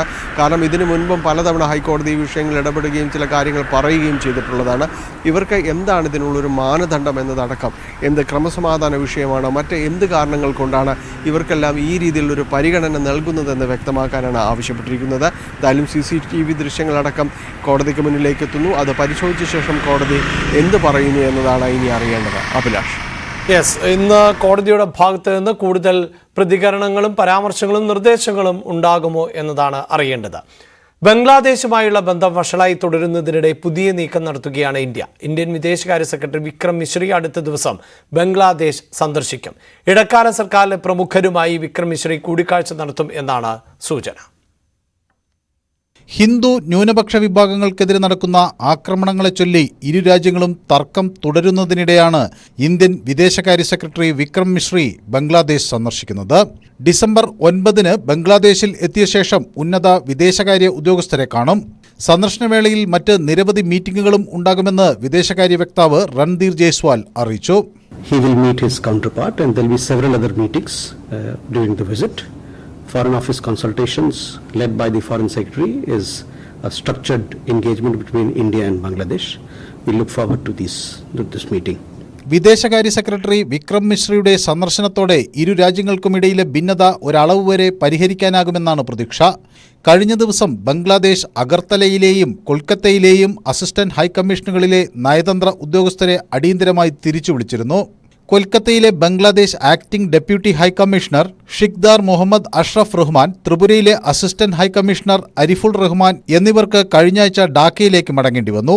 മാത്രവുമല്ല, ഇടക്കാല സർക്കാർ പാകിസ്ഥാനുമായി കൂടുതൽ അടുക്കുന്നു എന്ന വിവരങ്ങളാണ് പുറത്തുവരുന്നത്. ബംഗ്ലാദേശിൽ ന്യൂനപക്ഷങ്ങൾക്കെതിരെ നടക്കുന്ന ആക്രമണങ്ങളിൽ ലോകവ്യാപകമായാണ് പ്രതിഷേധം അരങ്ങേറിയത്. തുടർന്ന് സമ്മർദ്ദത്തിലായ ഇടക്കാല സർക്കാർ തലവൻ മുഹമ്മദ് യൂനസ് അക്രമസംഭവങ്ങളിൽ കർശന നടപടിയുണ്ടാകും എന്ന് പ്രഖ്യാപിച്ചിട്ടുണ്ട്. വിവിധ മതവിഭാഗങ്ങളുടെ തലവന്മാരെ കണ്ട് സഹകരണം ആവശ്യപ്പെടുകയും ചെയ്തിട്ടുണ്ട്. News desk, news 18. സിറിയയിൽ വിമത സൈന്യം മുന്നേറ്റം തുടരുകയാണ്. സേന മൂന്നാമത്തെ വലിയ നഗരമായ ഹോംസിലെത്തി. അലപ്പോയും ഹമയും പിടിച്ചെടുത്ത വിമതർ ദമാസ്കസിലേക്ക് നീങ്ങുന്നതായാണ് വിവരം. സിറിയയിലേക്കുള്ള അതിർത്തി അടച്ചതായി ജോർദാൻ ആഭ്യന്തരമന്ത്രി സൈൻ അൽ ഫറായ വ്യക്തമാക്കി. ഇസ്ലാമിസ്റ്റ് തീവ്രവാദ ഗ്രൂപ്പായ ഹയാത്ത് തഹ്രീർ അൽ ഷാമാണ് ഇപ്പോൾ സിറിയയിലെ രണ്ടാമത്തെ വലിയ നഗരമായ അലപ്പോയെ നിയന്ത്രിക്കുന്നത്. വ്യാഴാഴ്ച ഹമാ നഗരവും അവർ പിടിച്ചെടുത്തിരുന്നു. സിറിയയിലെ മൂന്നാമത്തെ വലിയ നഗരമായ ഹോംസിൽ സായുധ വിമതർ എത്തിക്കഴിഞ്ഞു. കിഴക്കൻ സിറിയയിലെ ദേർ അൽ സൗറിന്റെ നിയന്ത്രണവും കുർദിഷ് സൈന്യം ഏറ്റെടുത്തു. സിറിയൻ സൈന്യവും അവർക്കൊപ്പമുള്ള ഇറാൻ പിന്തുണയുള്ള സായുധ സംഘ കമാൻഡർമാരും പെട്ടെന്ന് തന്നെ പിൻവാങ്ങി. ദേർ അൽ സൗറിന്റെ നഗരപ്രദേശങ്ങളിൽ നിന്നും ഗ്രാമപ്രദേശങ്ങളിൽ നിന്നും മധ്യ പാൽമിറ മേഖലയിലേക്കാണ് സിറിയൻ സൈന്യം പിൻവാങ്ങിയത്. കൂടുതൽ പ്രദേശങ്ങൾ അധീനതയിലാക്കാനും ഡമാസ്കസിലേക്ക് കടക്കാനുമുള്ള ശ്രമത്തിലാണ് വിമതർ. പ്രസിഡന്റ് ബാഷർ അൽ അസദ് തുടർച്ചയായി തിരിച്ചടികൾ നേരിടുകയാണ്. അസദിന്റെ ഭരണത്തെ അട്ടിമറിക്കുകയാണ് തങ്ങളുടെ ലക്ഷ്യമെന്ന് തീവ്രവാദ സംഘടനയായ HTS നേതാക്കൾ ആവർത്തിച്ചു പറയുന്നു. സിറിയൻ സർക്കാരിന്റെ പ്രധാന സഖ്യകക്ഷിയായ റഷ്യ ഇപ്പോൾ തങ്ങളുടെ പൗരന്മാരോട് ആ രാജ്യം വിടാൻ ആവശ്യപ്പെടുകയാണ്. News desk, news 18. ആഭ്യന്തരാക്രമം വർദ്ധിച്ച സാഹചര്യത്തിൽ സിറിയയിലേക്കുള്ള യാത്ര ഒഴിവാക്കണമെന്ന് പൗരന്മാരോട് ഇന്ത്യ. സിറിയയിലെ ഇന്ത്യക്കാരോട് അവിടെ നിന്ന് മാറുകയോ ജാഗ്രത പാലിക്കുകയോ വേണമെന്നും നിർദ്ദേശിച്ചു. വിമാന ടിക്കറ്റ് കിട്ടാൻ സാധ്യതയുള്ളവർ എത്രയും വേഗം സിറിയയിൽ നിന്ന് മറ്റേതെങ്കിലും രാജ്യത്തേക്ക് മാറണം. മറ്റുള്ളവർ യാത്രകൾ ഒഴിവാക്കി പരമാവധി ജാഗ്രത പാലിക്കണം. സിറിയയിൽ തുടരേണ്ടി വരുന്നവർ ദമാസ്കസിലെ ഇന്ത്യൻ എംബസിയുമായി അടിയന്തരമായി ബന്ധപ്പെടണമെന്നും നിർദ്ദേശിച്ചു. ഇസ്ലാമിസ്റ്റ് തീവ്രവാദ ഗ്രൂപ്പായ ഹയാത്ത് തഹ്രീർ അൽ ഷാം സിറിയയിലെ പ്രധാന നഗരങ്ങൾ പിടിച്ചെടുക്കുകയും അക്രമം തുടരുകയും ചെയ്യുന്ന സാഹചര്യത്തിൽ ആണ് ഇന്ത്യൻ പൗരന്മാർക്ക് ജാഗ്രതാ നിർദ്ദേശം നൽകിയത്. ദക്ഷിണ കൊറിയയിൽ പട്ടാള ഭരണം ഏർപ്പെടുത്തി വെട്ടിലായ പ്രസിഡന്റ് യൂൻ സോക് യോയിനെ സ്വന്തം പാർട്ടിയും കൈവിടുകയാണ്. ഇന്ന് ഇംപീച്ച്മെന്റ് നടക്കാനിരിക്കെ യൂനിന്റെ ഭരണഘടനാ അധികാരങ്ങളെ സസ്പെൻഡ് ചെയ്യുന്നതിനെ അനുകൂലിച്ച് ഭരണപക്ഷ പാർട്ടി നേതാവ് ഹാൻ ഡോങ് ഹുന്നും രംഗത്തെത്തി. ഇന്ന് പാർലമെന്റിൽ ഇംപീച്ച്മെന്റ് നടപടികൾ നടക്കാനിരിക്കെയാണ് പ്രസിഡന്റ് യൂൻ സോക് യോലിനെ ഭരണപക്ഷ പാർട്ടിയായ പീപ്പിൾ പവർ പാർട്ടിയും കൈവിട്ടത്. പ്രതിപക്ഷം കൊണ്ടുവന്ന ഇംപീച്ച്മെന്റ് പ്രമേയം പാസ്സാകാൻ ഭരണപക്ഷത്തിന്റെയും സഹായം വേണമെന്നിരിക്കെയാണ് PPP നേതാവ് ഹാൻ ഡോങ് ഹുന്നിന്റെ നീക്കം. ഇതോടെ യൂനിന്റെ പ്രസിഡന്റ് കസേര തെറിക്കുമെന്ന് ഉറപ്പായി. യൂൻ അധികാരത്തിൽ തുടർന്നാൽ ഒരുപക്ഷെ വീണ്ടും പട്ടാള ഭരണം പ്രഖ്യാപിച്ചേക്കുമെന്നും അതിന് അവസരമുണ്ടാക്കാതെ അയാളെ പുറത്താക്കണമെന്നും പാർട്ടി മീറ്റിംഗിൽ ഹാൻ ഡോങ് പറഞ്ഞു. യൂൻ പല പ്രമുഖ രാഷ്ട്രീയ നേതാക്കളെയും തടവിലാക്കാൻ പദ്ധതിയിട്ടുവെന്ന് തനിക്ക് വിവരം ലഭിച്ചതായും ഹാൻ ഡോങ് വെളിപ്പെടുത്തി. നാഷണൽ അസംബ്ലിയിലെ 300 അംഗങ്ങളിൽ 200 പേർ ഇംപീച്ച്മെന്റിനെ അനുകൂലിച്ചാൽ യൂൻ പുറത്താകും. പ്രതിപക്ഷ അംഗങ്ങൾ ഒറ്റക്കെട്ടായി 192 പേരുണ്ട്. PPPക്ക് 108 ലോ മേക്കേഴ്സുമുണ്ട്. ഇവരും യൂനിനെ പുറത്താക്കാൻ കൂടുമെന്നാണ് പാർട്ടി നിലപാടിൽ നിന്ന് വിലയിരുത്തുന്നത്. പ്രസിഡന്റ് പുറത്തായാൽ പ്രധാനമന്ത്രി ഹാൻ ഡുക് സോക് ആ ചുമതല കൂടി വഹിക്കും. International desk, news 18. ഇടവേള.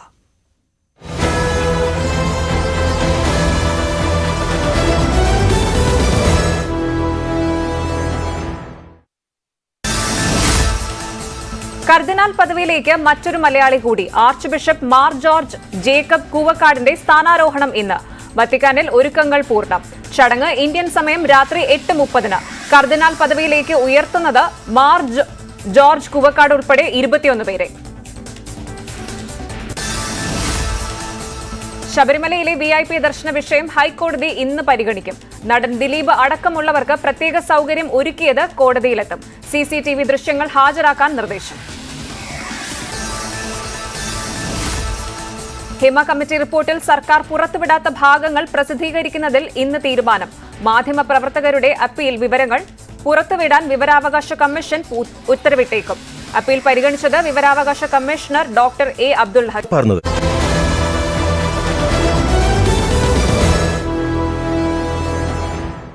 ശരണമന്ത്രമുഖരിതം സന്നിധാനം. ശബരീശ ദർശനം നിങ്ങൾക്കായി സമർപ്പിക്കുന്നത് മിൽമ ഗീ. വ്രതശുദ്ധിയുടെയും നന്മയുടെയും നാളുകൾ പരിശുദ്ധമാക്കാം മിൽമയ്ക്കൊപ്പം.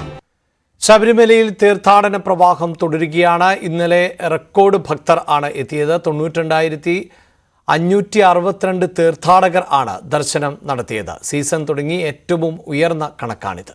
ശനിയാഴ്ചയായതിനാൽ ഇന്നും തിരക്ക് തുടരും എന്നാണ് സൂചന. ശബരിമലയിൽ വലിയ തിരക്ക് തുടരുന്ന കാഴ്ചയാണ് ഇന്നും നമുക്ക് കാണാൻ സാധിക്കുന്നത്. ഇന്നലെ ഇന്നലെയായിരുന്നു ഈ തീർത്ഥാടന കാലത്തെ ഏറ്റവും വലിയ തിരക്ക് അനുഭവപ്പെട്ടത്. ഏതാണ്ട് 92,000 പരം ആളുകൾ ദർശനത്തിനെത്തുന്നു എന്നുള്ളത് ഈ സീസണിലെ ഏറ്റവും ഉയർന്ന നിരക്കാണ് എന്നുള്ളതാണ്. ഇന്ന് രാവിലെ ഏതാണ്ട് 6 മണി വരെയുള്ള കണക്കെടുക്കുമ്പോഴും വലിയ തിരക്ക് തന്നെ തുടരുന്ന കാഴ്ചയാണ് നമുക്ക് കാണാൻ സാധിക്കുന്നത്. 27,000 പരം ആളുകൾ ശബരിമലയിൽ ദർശനത്തിനായി എത്തിയിട്ടുണ്ട് ഇന്ന് രാവിലെ 6 മണി വരെയുള്ള കണക്ക് പ്രകാരം. എന്തായാലും വലിയ തിരക്ക് തുടരുന്ന ഒരു സ്ഥിതിവിശേഷം തന്നെയാണ് ശബരിമല സന്നിധാനത്ത് തുടരുന്നത്. പ്രത്യേകിച്ച് ഈ ദിവസങ്ങളിൽ തമിഴ്നാട്ടിലും മറ്റും വിവിധ തരത്തിലുള്ള ഈ ന്യൂനമർദ്ദവും മഴയും ഒക്കെ തുടർന്ന ഒരു സാഹചര്യത്തിൽ അതിന് പിന്നാലെയാണ് ഈ ഒരു വീണ്ടും തിരക്ക് കൂടുന്ന നിലയിലേക്ക്. അതൊക്കെ ഒന്ന് ഒതുങ്ങിയ സാഹചര്യത്തിൽ കൂടുതൽ തീർത്ഥാടകർ വിവിധ സംസ്ഥാനങ്ങളിൽ നിന്ന് എത്തുന്നു എന്നുള്ളതാണ് നമുക്ക് മനസ്സിലാക്കാൻ സാധിക്കുന്നത്. ഇന്നലെയാണെങ്കിലും സാധാരണഗതിയിൽ ഇല്ലാത്ത നിലയിൽ പമ്പയിലും മറ്റും രാവിലെ തീർത്ഥാടകരെ അല്പം നിയന്ത്രിച്ചുകൊണ്ടാണ് സന്നിധാനത്തേക്ക് കടത്തിവിടുന്ന സ്ഥിതിവിശേഷം ഉള്ളത്.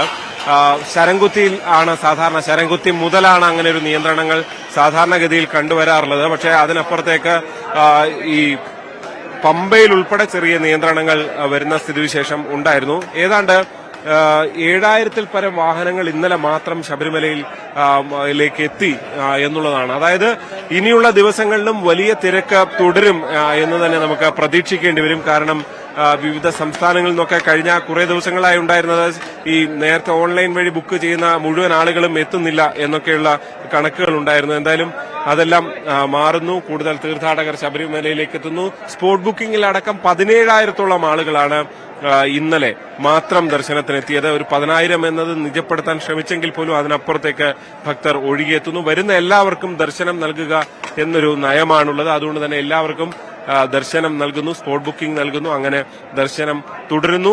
കൂടുതൽ ഇനിയും തിരക്ക് കൂടാനുള്ള സാധ്യത തന്നെയാണ് അധികൃതർ മുന്നിൽ കാണുന്നത്. സന്നിധാനത്ത് നിന്ന് ശ്രീജിത്തിന്റെ റിപ്പോർട്ടാണ് കണ്ടത്. ശബരിമല തീർത്ഥാടകർക്ക് ഇടത്താവളങ്ങളിലെ അന്നദാനം ആശ്വാസമാണ്. ദിനംപ്രതി ആയിരക്കണക്കിന് തീർത്ഥാടകരാണ് ഇടത്താവളങ്ങളിൽ വിശ്രമിച്ച് അന്നദാനത്തിൽ പങ്കെടുത്ത് മല കയറുന്നത്. മണ്ഡലകാലത്ത് വ്രതമനുഷ്ഠിച്ച് മല ചവിട്ടുന്ന അയ്യപ്പന്മാരാണ് ഇടത്താവളങ്ങളിലെത്തി വിശ്രമിച്ച് അന്നദാനത്തിൽ പങ്കെടുത്ത് മല കയറുന്നത്. ശബരിമലയുടെ പ്രധാന പ്രവേശന കവാടമായ പത്തനംതിട്ട നഗരസഭയുടെ ഇടത്താവളത്തിൽ ദിനംപ്രതി 100 കണക്കിന് ഭക്തരാണ് എത്തുന്നത്. വ്രതമനുഷ്ഠിക്കുന്ന അയ്യപ്പന്മാർക്ക് ഹോട്ടലുകളിൽ നിന്നും ഭക്ഷണം കഴിക്കാതെ ഇടത്താവളങ്ങളിൽ നിന്ന് ലഭിക്കുന്ന ഭക്ഷണം ഏറെ ആശ്വാസമാണ്. അയ്യപ്പ സേവാ സമാജത്തിൻ്റെയും വിവിധ ഹൈന്ദവ സംഘടനകളുടെയും നേതൃത്വത്തിലാണ് ഓരോ ഇടത്താവളങ്ങളിലും അന്നദാനം ക്രമീകരിച്ചിട്ടുള്ളത്. ഏതാണ്ട് ആയിരക്കണക്കിന് ഭക്തജനങ്ങൾ ദിവസേന പത്തനംതിട്ട ഇടത്താവളത്തിൽ വരാറുണ്ട്. നമുക്കറിയാം, ഏതാണ്ട് കഴിഞ്ഞ ഒരു 10-18 വർഷക്കാലമായിട്ട് നിരവധി അയ്യപ്പന്മാർ കേരളത്തിൽ നിന്നും മറ്റ് സംസ്ഥാനങ്ങളിലൊക്കെ തന്നെ ഇവിടെ വരുന്നുണ്ട്. അവർക്കെല്ലാം വേണ്ട അന്നദാനം ഉൾപ്പെടെയുള്ള ക്രമീകരണങ്ങൾ നമ്മളിവിടെ ചെയ്യുന്നു. ശബരിമല അയ്യപ്പ സേവാ സമാജത്തിന്റെ പേരിലാണ് ഈ ഒരു അന്നദാന കേന്ദ്രം വർഷങ്ങളായി നടത്തപ്പെടുന്നത്. ശബരിമല അയ്യപ്പ സേവാ സമാജത്തിന് കേരളത്തിൽ അങ്ങോളം ഇങ്ങോളമായിട്ട് ഏതാണ്ട് 42ഓളം അന്നദാന കേന്ദ്രങ്ങളാണ് ഉള്ളത്. ചൂട് കഞ്ഞിയും പയറും പപ്പടവും നാരങ്ങ അച്ചാറുമാണ് അയ്യപ്പന്മാർക്ക് നൽകുന്നത്. വൃത്തിയോടെ തയ്യാറാക്കുന്ന ഭക്ഷണമായതിനാൽ അയ്യപ്പന്മാർക്കും തൃപ്തിയാണ്. വിശ്രമത്തിനുള്ള ക്രമീകരണങ്ങളും ഇടത്താവളങ്ങളിൽ ക്രമീകരിച്ചിട്ടുണ്ട്. വാഹനയാത്രക്കാരും കാൽനടയായെത്തുന്ന അയ്യപ്പന്മാരുമാണ് ഇടത്താവളങ്ങളിലെത്തുന്നത്. മണ്ഡല മകരവിളക്ക് തീർത്ഥാടനം അവസാനിക്കും വരെ അന്നദാനം നൽകാനാണ് സംഘാടകരുടെ തീരുമാനം. ന്യൂസ് 18 പത്തനംതിട്ട. വ്രതാനുഷ്ഠാനങ്ങൾക്കിടെ ജീവിതശൈലി രോഗങ്ങൾക്കുള്ള മരുന്നുകൾ കഴിക്കുന്നത് ഒഴിവാക്കരുത് എന്ന ആരോഗ്യ വിദഗ്ധരുടെ മുന്നറിയിപ്പ്. സന്നിധാനത്തെ 24 മണിക്കൂറും വൈദ്യസഹായം ഉറപ്പാക്കിക്കൊണ്ടുള്ള സർക്കാർ ആശുപത്രി തീർത്ഥാടകരുടെ ആശ്വാസ കേന്ദ്രം കൂടിയാണ്. വെന്റിലേറ്റർ സൗകര്യം അടക്കം അത്യാഹിത വിഭാഗത്തിന്റെ സേവനവും ആശുപത്രിയിൽ ലഭ്യമാണ്. ശബരിമല നട തുറന്ന് 3 ആഴ്ച പിന്നിടുമ്പോൾ മല ചവിട്ടാനെത്തിയ 13 തീർത്ഥാടകർക്കാണ് ജീവൻ നഷ്ടമായത്. ഇതിൽ ഭൂരിഭാഗം പേരും ഇതര സംസ്ഥാനത്തുള്ളവർ. ഹൃദയ സംബന്ധമായ അസുഖമുള്ളവർ മാലയിട്ട് വ്രതമനുഷ്ഠിക്കുമ്പോൾ ജീവിതശൈലി രോഗങ്ങൾക്കുള്ള മരുന്നുകൾ ഒഴിവാക്കരുതെന്ന് ഡോക്ടർമാർ പറയുന്നു.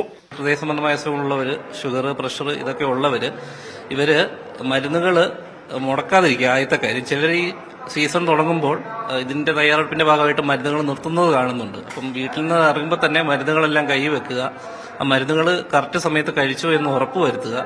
കൂടാണ്ട് മല കയറുന്ന സമയത്ത് സാവകാശം കയറുക. മല ചവിട്ടി സന്നിധാനത്തെത്തുന്ന തീർത്ഥാടകർക്ക് വലിയ നടപ്പന്തലിനടുത്തുള്ള സർക്കാർ ആശുപത്രി ഏറെ ആശ്വാസമാണ്.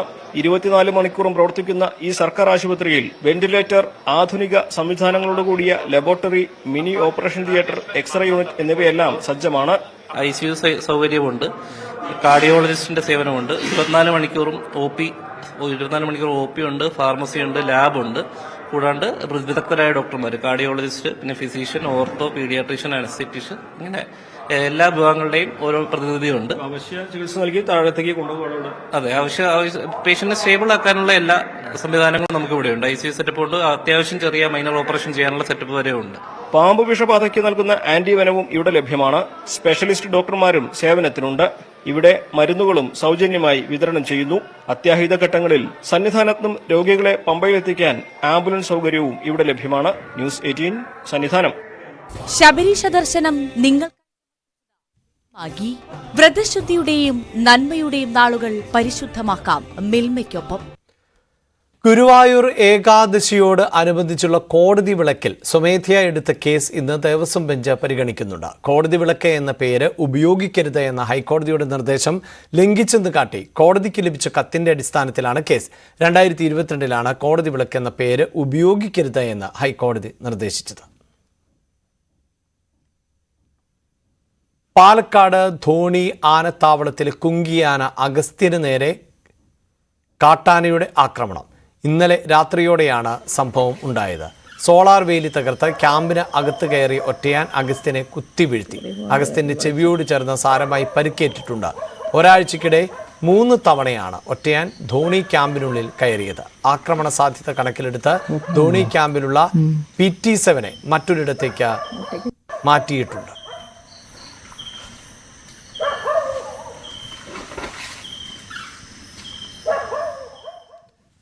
സഞ്ചാരികളുടെ തിരക്ക് നിയന്ത്രിക്കുന്നതിന് തമിഴ്നാട് സർക്കാർ നീലഗിരി ജില്ലാ പ്രവേശനത്തിന് ഏർപ്പെടുത്തിയ ഇ-പാസ് കാരണം ടൂറിസ്റ്റുകൾ ഊട്ടി യാത്ര ഒഴിവാക്കുന്നതായി വ്യാപാരികൾ.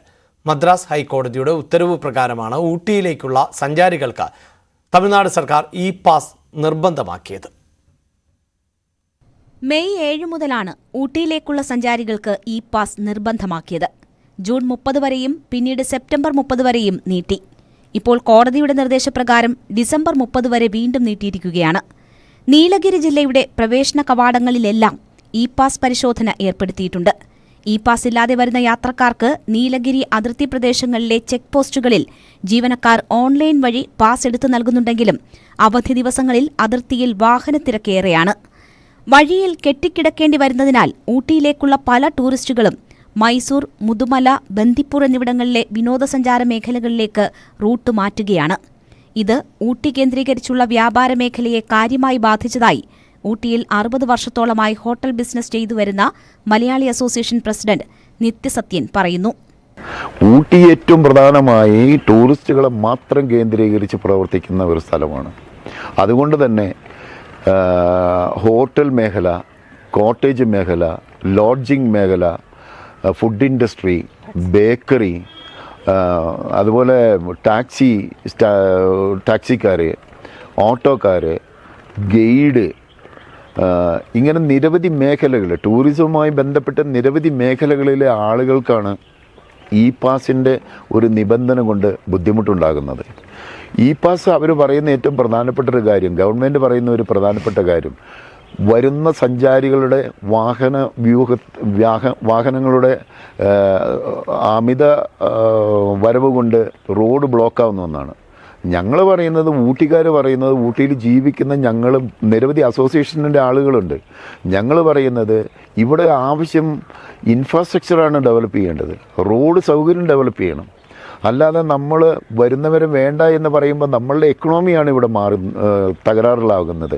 ഇവിടെ ജീവിക്കുന്ന ഓരോ ആളുകൾക്കും ഉണ്ടാകേണ്ടുന്ന ദൈനംദിന ജീവിതത്തിന് തന്നെ പ്രശ്നങ്ങളാണ്. പ്രതിസന്ധി രൂക്ഷമായതോടെ വ്യാപാര സംഘടനകളും മറ്റു മേഖലകളിലുള്ളവരും സംയുക്തമായി മുഖ്യമന്ത്രിയെ കണ്ട് ഇ-പാസ് സംവിധാനം ഒഴിവാക്കി കിട്ടാനുള്ള ശ്രമത്തിലാണ്.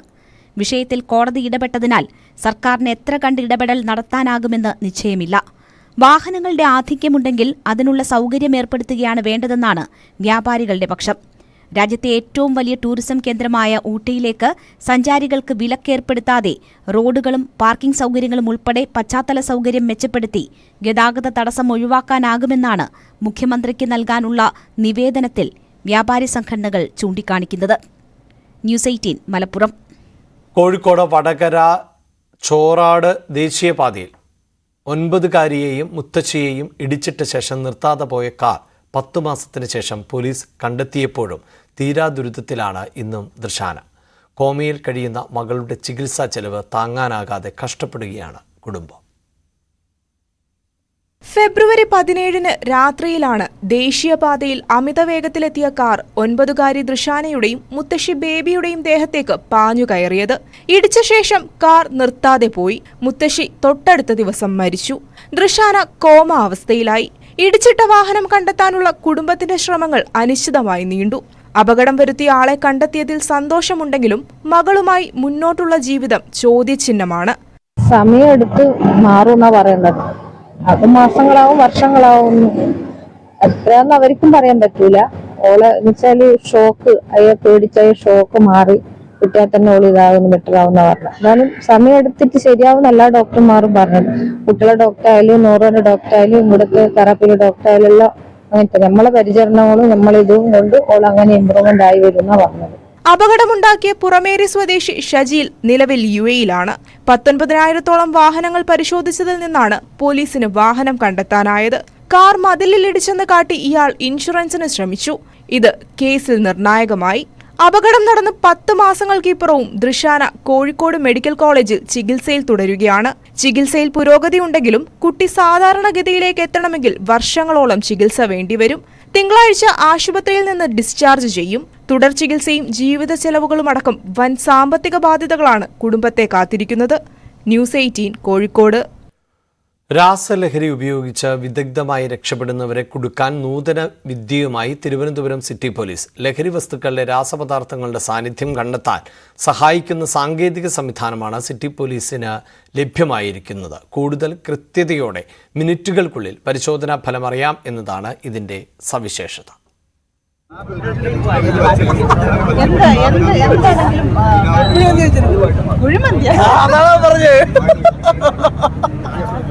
അതല്ല, അല്ലാതെ ലഹരി എന്ത് കുഴിമന്തി കഴിച്ചാലും മാരക ലഹരി ഉപയോഗിക്കുന്നവരെ കണ്ടെത്താൻ വിദേശ രാജ്യങ്ങളിൽ ഉപയോഗിക്കുന്ന ഓറൽ ഫ്ലൂയിഡ് ടെസ്റ്റ് സിസ്റ്റമാണ് സിറ്റി പോലീസിന് സ്വന്തമായിരിക്കുന്നത്. MDMA, കൊക്കൈൻ, ഒപ്പിയം, അംഫിറ്റമിൻ, മിഥേൻ ആംഫിറ്റാമിൻ തുടങ്ങിയ രാസപദാർത്ഥങ്ങളുടെ സാന്നിധ്യം അടങ്ങിയ ലഹരി വസ്തുക്കൾ ഉപയോഗിക്കുന്നവരെ കണ്ടെത്തുകയാണ് ഉദ്ദേശം.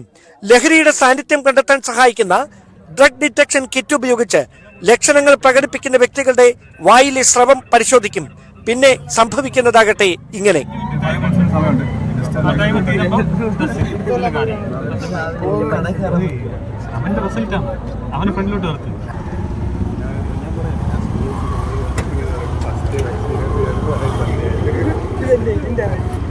പരിശോധനയ്ക്ക് വിധേയമാക്കുന്ന സ്രവത്തിൽ ഏതെങ്കിലും രാസപദാർത്ഥങ്ങളുടെ സാന്നിധ്യം ഉണ്ടെങ്കിൽ കണ്ടെത്താൻ സഹായിക്കുന്ന സംവിധാനമാണ് ഡ്രഗ് ഡിറ്റക്ഷൻ അനലൈസറിൽ ഉള്ളത്. ഇതിന്റെ നമ്മൾ ഈ പുതിയതായിട്ട് ഇപ്പോൾ കേരളത്തിൽ ഇൻട്രൊഡ്യൂസ് ചെയ്തിരിക്കുന്ന ഇതുമായിട്ട് ബന്ധപ്പെട്ട് ഡിറ്റക്ഷൻ റേറ്റ് വളരെ ഫാസ്റ്റാണ്. ഒരു 5 minutes 4 seconds കൊണ്ട് തന്നെ നമുക്ക് അതിൻ്റെ റിസൾട്ട് അറിയാൻ പറ്റുന്നത് വളരെ ഫാസ്റ്റായിട്ട് റിസൾട്ട് ഇടുന്നുണ്ട്. അപ്പോൾ അതുകൊണ്ട് തന്നെ നമുക്ക് അതിനകത്തുള്ള ക്വിക്ക് ആക്ഷൻ എടുക്കാൻ പറ്റുന്നു എന്നുള്ളത് ഏറ്റവും പ്രധാനമായിട്ടുള്ള കാര്യമാണ്. ഇതുമായിട്ട് ബന്ധപ്പെട്ട് ലീഗലായിട്ട് തന്നെ ചെയ്യാൻ പറ്റുന്ന രീതിയിലാണ് ഇതിൻ്റെ റിസൾട്ട്സും കാര്യങ്ങളൊക്കെ കിട്ടുന്നത്. ഇത് ആക്യുറസി കൂടുതലാണ്. ആക്യുറസി വളരെ ആക്യുറേറ്റ് ആണ്. ഞാൻ ഇന്ന് വരെ ടെസ്റ്റ് ചെയ്തതിൽ എല്ലാം വളരെ ആക്യുറേറ്റ് ആയിട്ടുള്ള റിസൾട്ട്. ഈവൻ ആ പോസിറ്റീവായ ആൾക്കാരോട് പോലും നമ്മൾ തിരിച്ച് വെരിഫൈ ചെയ്ത് ചോദിക്കുന്ന സമയത്ത് അവരുടെ പ്രോപ്പറായിട്ടുള്ള റെസ്പോൺസ് കറക്റ്റായിട്ടുള്ള കാര്യമെന്നാണ് അവർ പറയുന്നത്. റെസ്പോൺസ് 15 ലക്ഷം രൂപയാണ് ഈ സാങ്കേതിക സംവിധാനത്തിന് വില.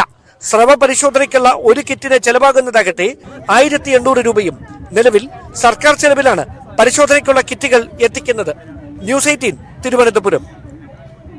ശിശുക്ഷേമ സമിതിയിൽ 2.5 വയസ്സുകാരിയുടെ സ്വകാര്യ ഭാഗത്ത് മുറിവേൽപ്പിച്ച കേസിലെ പ്രതികളായ ആയമാരെ പോലീസ് ഇന്ന് കസ്റ്റഡിയിൽ വാങ്ങും. അട്ടക്കുളങ്ങര ജയിലിൽ കഴിയുന്ന 3 ആയമാരെയാണ് മ്യൂസിയം പോലീസ് കസ്റ്റഡിയിൽ വാങ്ങുക. വിശദമായ ചോദ്യം ചെയ്യലിനാണ് പോലീസിന്റെ നീക്കം. അതേസമയം തെളിവ് നശിപ്പിക്കാനായി കുഞ്ഞിന് മുറിവേൽപ്പിച്ച നഖം ആയമാർ മുറിച്ചതായാണ് മ്യൂസിയം പോലീസിന്റെ കണ്ടെത്തൽ. വാർത്താരംഭം പൂർണ്ണമാകുന്നു. നമസ്കാരം.